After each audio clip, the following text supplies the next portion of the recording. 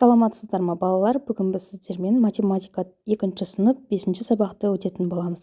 Бүгінгі сабағымыздың тақырыбы екі таңбалы сандарды салыстыру. Балалар, сабағымызды бастамастан бұрын алдымен менің каналыма тіркеліп, және видеоға лайк басып қойыңыздар. Себебі менің каналымнан сіздер 2-ші, 3-ші, 4-ші сыныптың математика және қазақ тілі пәндерінің кез келген үй тапсырмаларын көріп, бірге орындасаңыздар болады. Енді бүгінгі біздің сабағымызда өтетініміз осы екі таңбалы сандарды салыстыруды үйренетін боламыз. Бізде бірінші есеп. Сан сәулесінде жазылған сандарды оқы, қалып қойған сандарды ата дейді. Бізге 0 мен 4, 7, 10, 12, 15, 18 және 20 сандары көрсетілген. Енді 0 мен 4-тің аралығында бізде қалып кеткен сан 1, 2, 3. Ал 4 пен 7-нің аралығында 5 пен 6 қалып кеткен. 7 мен 10-ның аралығында 8 пен 9, 10-нан кейін 11, ал 12-ден кейін 13 пен 14, 15-тен кейін 16 мен 17 болады, және 18 пен 20-ның аралығында бізде 19 саны қалып кеткен. Тура осылай осы сан сәулені дәптерге сызамыз. Енді 10 санының көршілерін жаз дейді. 10 санының көршілері оның алдында және артында тұрған сан. Алдында 9 тұр, ал артында 11 тұр. Ал 15 санына қатысты алдыңғы және кейінгі сандарды ата дейді. 15 санның алдыңғы саны 14, ал 15-тен кейінгі сан бұл жерде 16 болады екен. Келесі бізде екінші есеп. Сандардың разрядтық құрамына сүйеніп, 17 мен 19 сандарын қалай салыстырады, түсіндір дейді. 17 бұл екі санның қосындысы ретінде алғанда біз 10 мен 7-нің қосындысы, ал 19-ды 10 мен 9-ның қосындысы деп аламыз. Енді ережеге назар аударайық. Екі таңбалы сандарды натурал сандар қатарындағы орнына қарай салыстырады дейді. Және екі таңбалы сандарды разряды бойынша, яғни екінші разрядтан бастап салыстырады дейді. Бұл жердегі екінші разряд бізде 7, ал 19-да 9 болып тұр. Бұл жерде екінші разрядта 9 үлкен, демек 19 саны 17-тен үлкен. Егер ондықтар саны 1 де болса, онда бірліктер разрядын салыстырады дейді. Бұл жерде екеуінің де ондықтар 1 де болып тұр, яғни ол 1-ге тең. Демек бірліктерін салыстырамыз. 7 үлкен бе, 9 үлкен бе? Бұл жерде де 9 үлкен болады. Демек 17 санынан 19 үлкен. Келесі бізде үшінші есеп. Үлгі бойынша сандарды салыстыр дейді. Яғни үлгіге назар аударайық. 59 саны 56 санынан үлкен. Өйткені ол 5 ондық, 5 ондық пен 5 ондық тең. Бірақ та бірліктері, яғни 9 бірлік бұл 6 бірліктен үлкен болады екен. Келесі бізде 31 мен 29 салыстыру керек. Бұл жерде 31 саны 29 санынан үлкен болады. Өйткені 3 ондық 2 ондықтан үлкен. Келесі бізде 47 санынан 57 саны үлкен, себебі, яғни өйткені 4 ондықтан 5 ондық үлкен болады. Ал енді үшіншісі бізде 50 бірлік үлкен бе, әлде 5 ондық үлкен бе? Бұл жерде екеуі тең болады. Яғни себебі 50 бірлік дегеніміз ол 50, ал 5 ондық дегеніміз ол да 50-ге тең болады екен.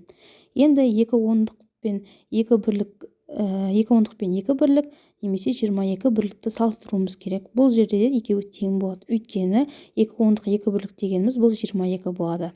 Ал 22 бірлік дегеніміз ол да 22-ге тең болады екен. Келесі бізде төртінші есеп. Графикалық модельдерді пайдаланып сандарды салыстыр дейді. Бізге 4 бұрыш берілген. Бірінші 4 бұрыште бізде нүктелерді санаймыз. Бұл жерде 8 нүкте. Ал көктегі нүкте бұл жерде 6. Демек бірінші сан бізде 86. Ал екінші нүктені санайтын болсақ, жасылдың ішіндегі 9, көктің ішінде 6. Соны 96. 96 үлкен бе, әлде 86 ме? Осылай салыстыруымыз керек. Бұл жерде 96 үлкен болады. Келесі жасыл текшелерде бірінші жасылы 8, екіншісі көктен 7. 87 болады сонда. Ал екіншісі жасылдан 8, көктен 6. 86, енді 87 мен 86-ны салыстырғанда бұл жерде 87 үлкен болады. Енді дөңгелектің шеңберінің ішіндегі нүктелер бізде жасылда 5, көкте көрсетілмеген. Демек ол 50 деген сөз. Ал екіншісінде көкте жасылда 5, көкте де тура 5. Ол 55. Сонда 55 саны 50 санынан үлкен болады.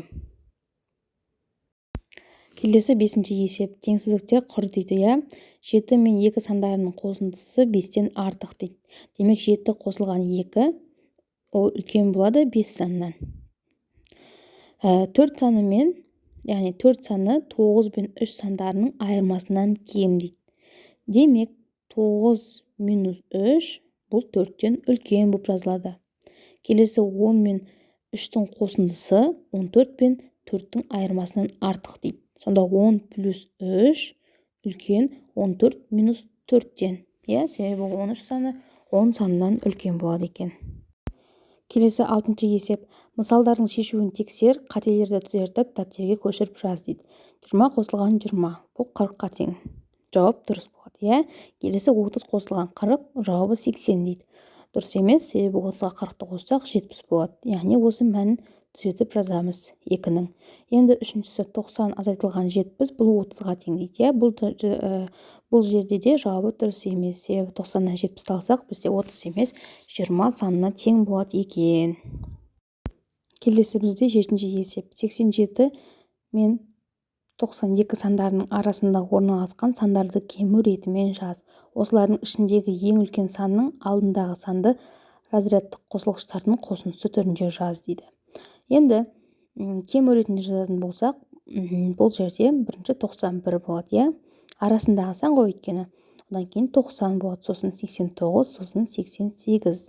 Яғни бұл жерде 87 мен 92-нің арасындағы сандар осылар болады, яғни кему ретімен жазылған кезде.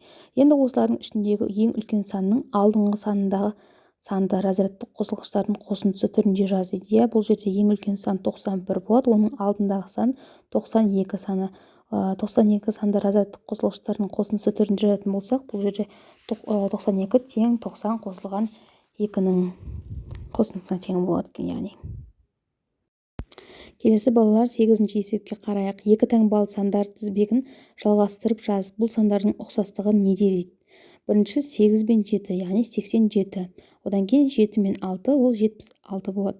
6 мен 5, 65, 5 пен 4, 54, 4 пен 3, 43, 3 пен 2, 32, 2 мен 1, 21, одан кейін 1 мен 0, 10-ға тең болады екен. Енді бұл сандардың ұқсастығы неде дейді. Ең бірінші 87 санынан 76-ны азайтып көрейік. Бұл жерде 11-ге тең болады екен. Келесі 76-тан 65-ті алса, ол да 11-ге тең. Ал ары қарай тағы да үшіншісін тексеріп көрейік. 65 санынан 54-ті азайтатын болсақ, 11-ге тең болады екен. Сонда бұл жерде әрбір сан 11 санына кеміп отыр екен. Яғни минус 11 санына кеміп отыр екен. Балалар, осымен бүгінгі біздің сабағымыз аяқталды. Келесі сабақтарды жоғалтып алмас үшін каналға тіркелуді ұмытпайық балалар, және видеоға лайк басайық.